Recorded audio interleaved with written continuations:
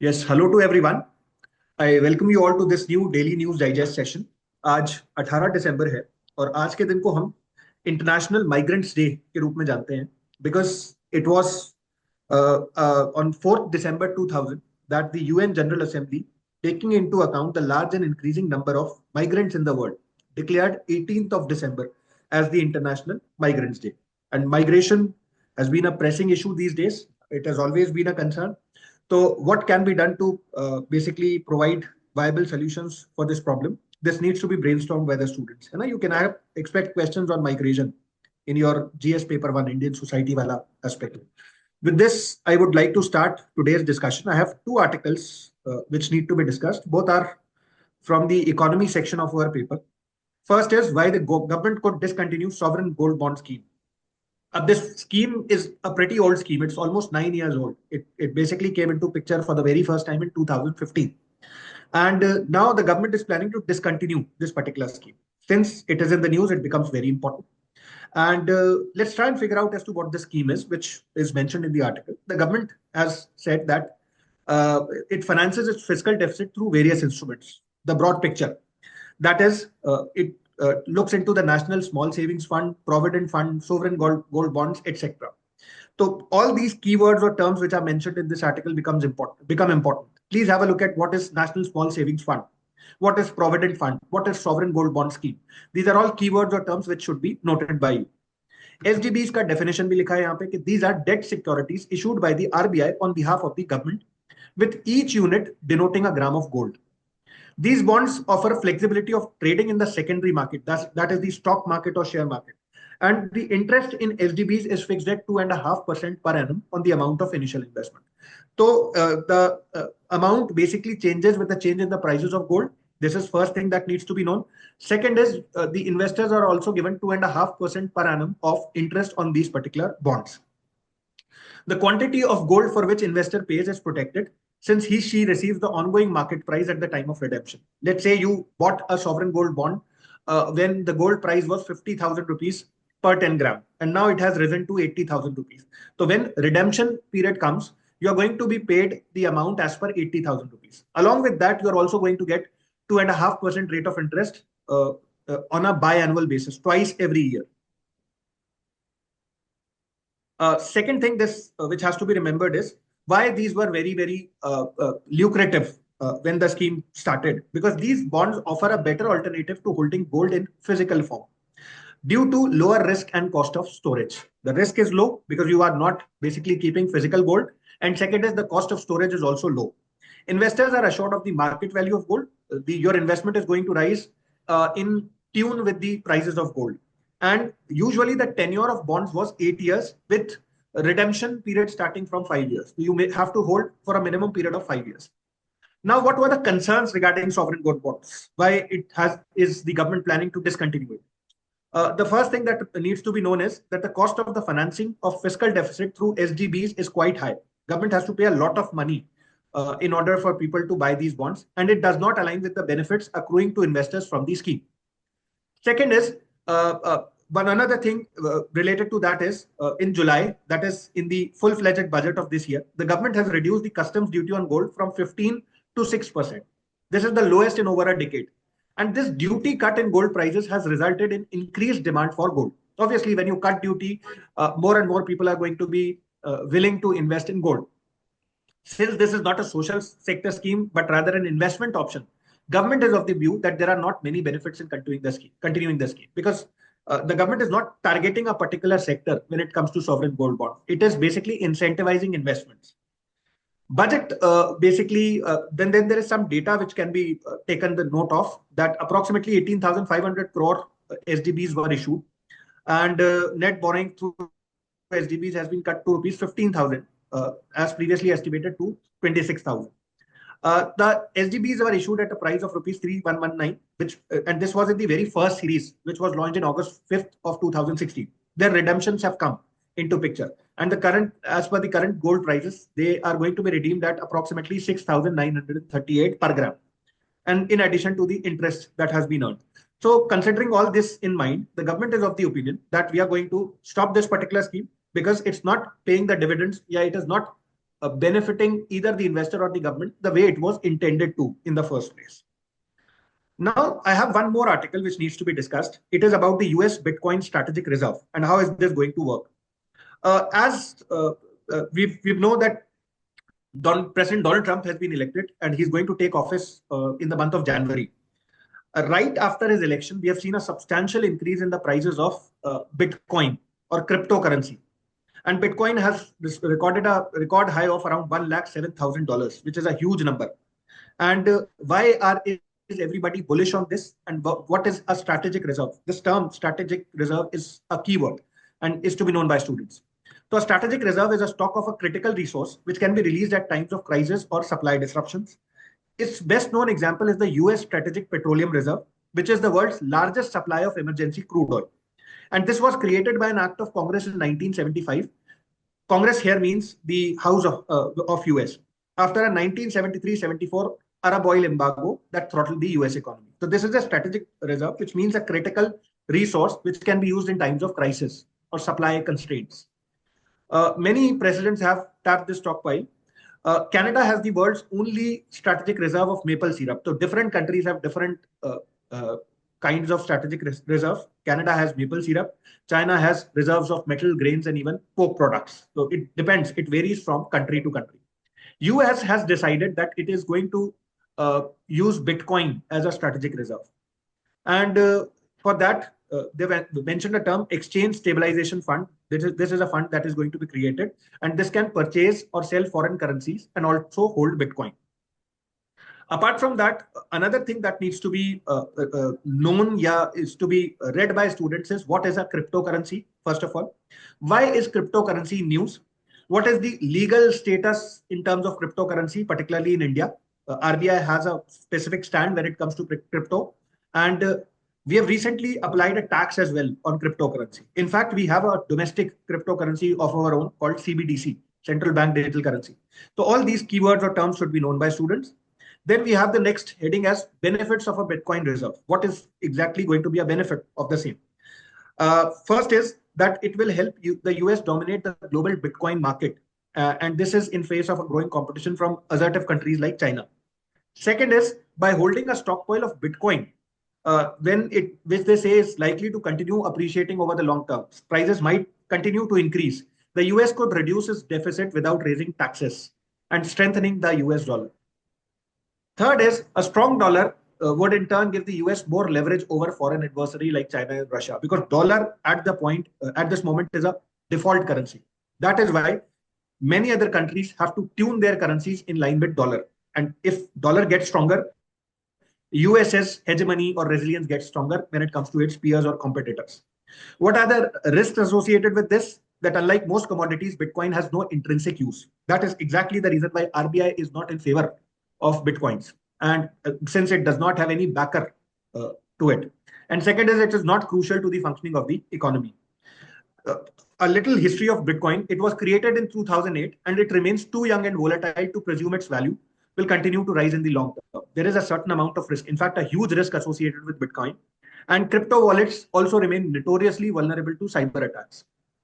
Given its volatility, any government purchases or sales could have an outsized impact on the Bitcoin's price. And ultimately, this increased volatility may harm individual investors on that particular currency.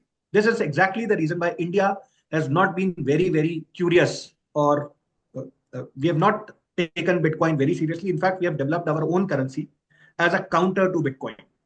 So I think this is a very good article in which a very important term, strategic reserve, is mentioned and something associated with Bitcoin.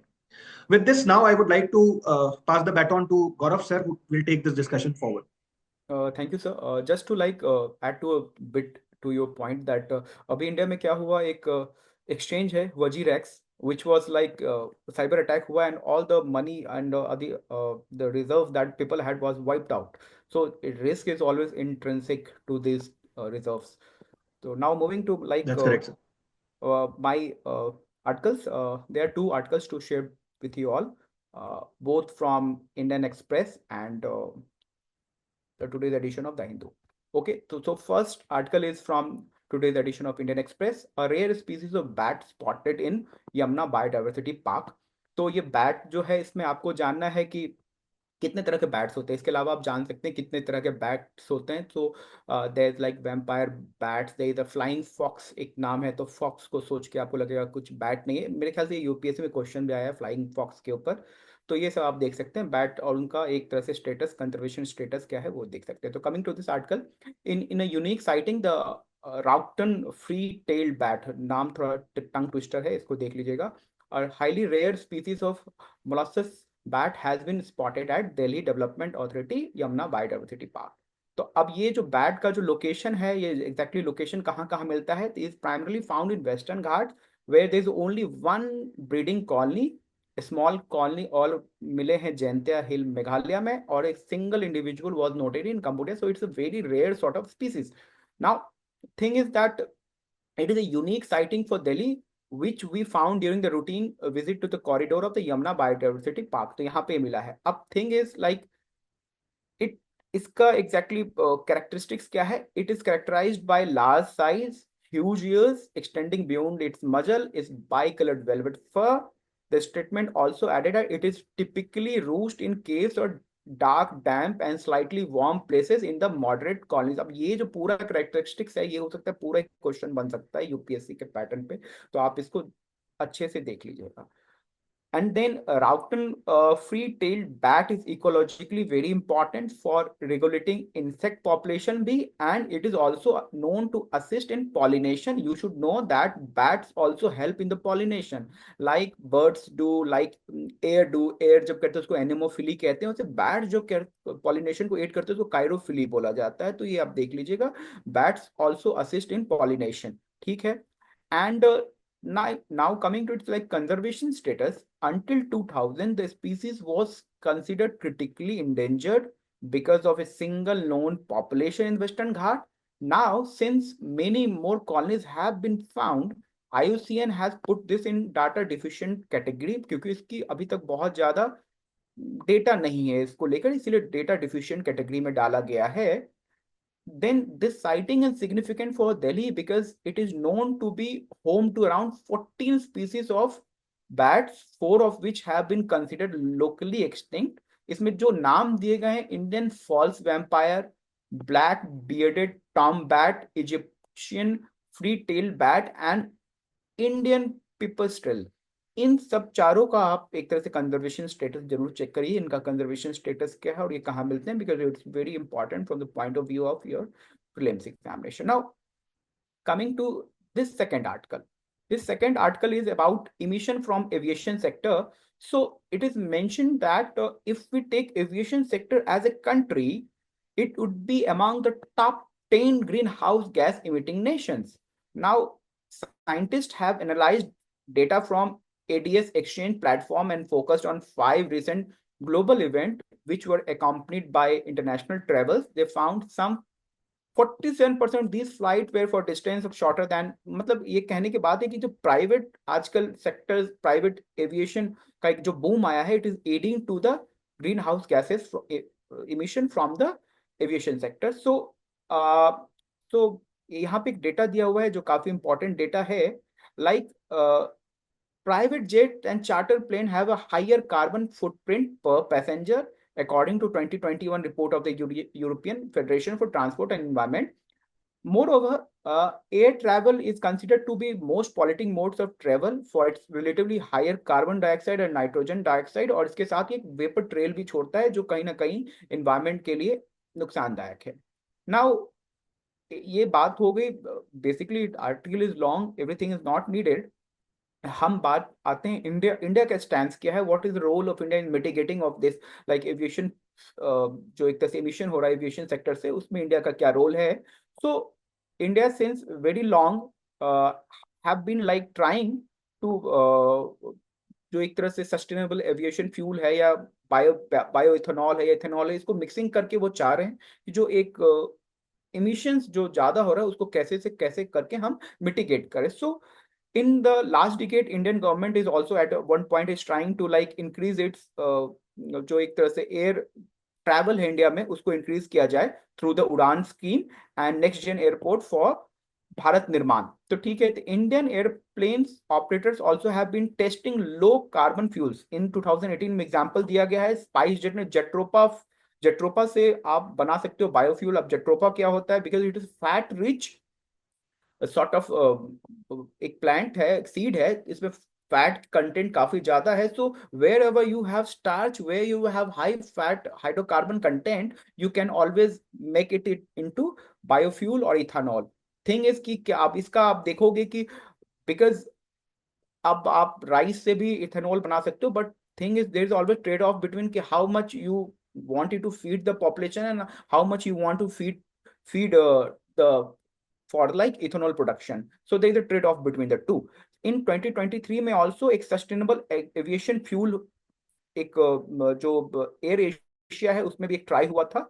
Apart from it what is mention that SAF and like jatropha fuel जो एक आया था, expert have discussed hydrogen and electrification as a possible alternative to kerosene.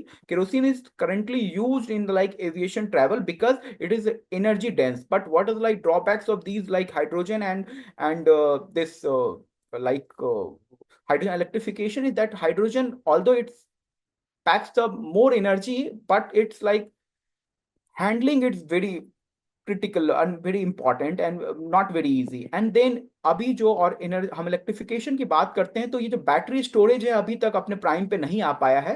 So what is more alternative, now we all know that India envisages 20% blending of ethanol blending या bioethanol blending वो चाह रहे हैं कि एविएशन फ्यूल और बाकी fuels में किया जाए। So it is the only way out left now, and it is only viable opportunity left. So we can meet almost 15 to 20% of aviation fuel demand by 2050 if we blend bioethanol, ethanol in our like aviation fuel. Apart from this, I like student to know two international convention. One is CORSIA. CORSIA के बारे में जाने आप, CORSIA क्या होता है, वो भी एक तरह से कार्बन ऑफसेटिंग की बात करता है from the aviation emission. And दूसरा है आईसीएओ का एक अपना इंटरनेशनल सिविल एविएशन ऑर्गेनाइजेशन जो मॉन्ट्रियल में है, उसका एक अपना एक गाइडलाइन आया है कि by 2050 they are trying to achieve carbon neutrality so that no carbon footprint will be left. So ये अपने आप में इंपॉर्टेंट है कि एविएशन सेक्टर कब तक चाह रहा है कि वो अपना एक कार्बन न्यूट्रलिटी अटेन करे। So this is basically take away from these two articles. Now I invite Manish sir to carry forward this discussion. Thank you, sir. I have also two articles. The very first article is talking about the Arctic tundra, and it's questioning कि why Arctic tundra is emitting more carbon than it absorbs. तो इसके लिए एक study हुआ है. In this study, it has been found out that the main reason behind this is the increased wildfires and unusual high temperature in this region is altering the ecosystem of Arctic. And because of this alteration in the ecosystem of Arctic, there is going to be wide ramification on global scale because it will exacerbate the climate change whose adverse impact we are already facing. So here we are getting to how does the tundra stores carbons. So as we know the concept of carbon cycle in which what happens, the carbon moves from atmosphere to oceans to the living beings. तो how it is different in the case of Arctic, कैसे अलग होता है? तो इन अगर general की बात करें, in typical ecosystem what happens कि plant absorbs carbon dioxide from the atmosphere through photosynthesis, as we all know. The plant grow, die or eaten by the animal which also grow and die. When they die, the carbon का जो corps होता है that is feed by the micro organism, वो उसको break down करती है और वो कार्बन फिर से रिलीज होता है एटमॉस्फेयर में. However in the case of Arctic the situation is not same because of the extreme cold climate of the Arctic region, और बिकॉज ऑफ दैट जो ब्रेक डाउन होना चाहिए था जो प्लांट्स में वो नहीं होता है, and plant and animals remain stay trapped for thousands of year in a layer of permafrost का. तो क्या होता है कि because of low temperature, extreme low temperature, जो माइक्रो ऑर्गेनिजम्स होते हैं that is not that much active, उस कारण से ये कार्बन स्टोर हो जाता है आर्कटिक में. और यहाँ पे एक डेटा है कि साइंटिस्ट एस्टिमेट दैट कि Arctic soil store more than 1.6 trillion metric tons of carbon which is about double the amount present in the atmosphere. तो यहाँ पे एक कंसर्न है कि the if such a big amount of carbon is going to release in the atmosphere, तो कैसे ये और ज्यादा मैग्नीफाई कर देगा जो चैलेंज अभी क्लाइमेट चेंज का है उसको. In the second part, this article is talking कि why is the Arctic tundra emitting more carbon than it is absorbing. The first reason is one is the rising temperature. इसका क्या impact हो रहा है? As the temperature is rising, तो permafrost होता है that is thawing, meaning कि micro organism ज्यादा एक्टिव हो रहे हैं वहां के सॉइल में और ब्रेक डाउन कर रहे हैं जो ऑर्गेनिज्म जो कार्बन ट्रैप था, जो जो जो पेड़ पौधे वहां पे ट्रैप थे, उसका ब्रेक डाउन हो रहा है and because of that releasing CO2 and CH4 into the atmosphere. और दूसरा यहाँ पे रीजन ये पाया गया कि Arctic has witnessed an increase in fire frequency and intensity of wild fire. तो इस कारण से क्या आ रहा है, वाइल्ड फायर से जो स्मोक एड ऑन हो रहा है वो ग्रीन हाउस गैस इमिशन को कहीं ना कहीं इंक्रीज कर रहा है and speeding the thawing of the permafrost. तो in the third part this article is talking about कि so will the Arctic tundra continue to deteriorate. तो हम इसको कंट्रोल कर सकते हैं provided if we are controlling the emission और जो टेम्परेचर हाई हो रहा है बिकॉज ऑफ दैट वहाँ के जो आइस शीट्स हैं जो मेल्ट हो रहे हैं, अगर हम टेम्परेचर को कंट्रोल करें in that case we will be able to restore the true nature of Arctic tundra. However, this is unlikely to happen as the world continue to emit greenhouse gases into the atmosphere at the unprecedented level. और जो हमें पता है कि 1.5 और के 1.5 degree Celsius तक हम कंट्रोल करने की सोच रहे हैं, वो कहीं ना कहीं by the end of 2021 century की बात 2021 सेंचुरी की बात करते हैं तो उसमें संभव नहीं दिख रहा है. तो this situation is going to magnify in the future. तो this is the basic take away of this article कि टुंड्रा क्यों ज्यादा कार्बन होल्ड करता है और क्यों रिलीज कर रहा है. तो 4-5 बेसिक टेक अवे इस आर्टिकल का. प्रीवियस ईयर क्वेश्चंस की बात करें तो 2019 में एक क्वेश्चंस आया था जिसमें एक स्टेटमेंट था कि large deposit of methane hydrates are found in the Arctic tundra and under the sea floor. उसके साथ साथ एक इसमें दो मेंस में क्वेश्चंस आया था कि how do the emitting of Arctic ice and melting of Arctic ice and glaciers of the Antarctic differently affect the weather pattern. और फिर 2015 में एक मेंस में क्वेश्चन आया था कि what are the economic significance of discovery of oil in the Arctic sea. तो बहुत इंपॉर्टेंट आर्टिकल है, आप इसको अकॉर्डिंगली प्रिपेयर कर सकते हैं. There is another article that is related to the recent recommendation of a standing committee of parliament on agriculture. तो इसमें this committee has recommended two very important thing. First कि they are suggesting कि they are recommending कि make the MSP a statutory so that there it will be legally binding on the government and there will be legal entitlement to the farmers. तो पहला एक ये recommendation है. दूसरा ये है कि जो PM किसान स्कीम है उसके जो फंड है उसके जो जो पहले हम 6,000 रुपये अराउंड 6,000 हम फार्मर्स को देते थे, इसको डबल करने की बात की गई है. Along with that they are suggesting कि extend this incentive to the tenant farmers as well as farm labourers. तो ये दो बेसिक टेक अवे है. और now there is 3 points through this they are supporting their this idea कि how it is going to impact the farmers और कहीं ना कहीं फार्म सुसाइड की जो केसेस है उसको कैसे रिड्यूस करेगी. तो यहाँ पे एक बात कही गई है कि legalize MSP would stimulate economic activity in farming areas. कहीं ना कहीं इकोनॉमिक एक्टिविटीज बढ़ेगी और उसका बेनिफिट लोकल बिजनेस और इकोनॉमी को होगा. दूसरा पॉइंट इसमें ये सजेस्ट किया ये बताया गया कि एश्योर्ड इनकम जो होगा वो कहीं ना कहीं फार्मर को इन्वेस्टमेंट के लिए वो करेगा, इन्वेस्टमेंट बढ़ाएगा फार्मिंग एरिया में और एग्रीकल्चर प्रैक्टिसेस और कहीं ना कहीं इससे प्रोडक्टिविटी बढ़ेगी जो लेटर ऑन हमें फूड सिक्योरिटी में भी सपोर्ट करेगी. और तीसरा पॉइंट ये है कि consistent income allow farmers to plan better and maintain production without the fear of market fluctuation undermining their efforts. कहीं ना कहीं फार्मर्स में ये डर होता है कि if we are producing more then the market will fluctuate and we will have to sell our product at low price. तो इससे भी एक एश्योरेंस मिलेगा फार्मर्स का. तो ये बेसिक टेक अवे है 2-3 जो है. मेंस में आप सपोर्ट कर सकते हो अपने आंसर राइटिंग में इस आइडियाज से कि और एग्रीकल्चर से हमेशा ही क्वेश्चंस आते हैं.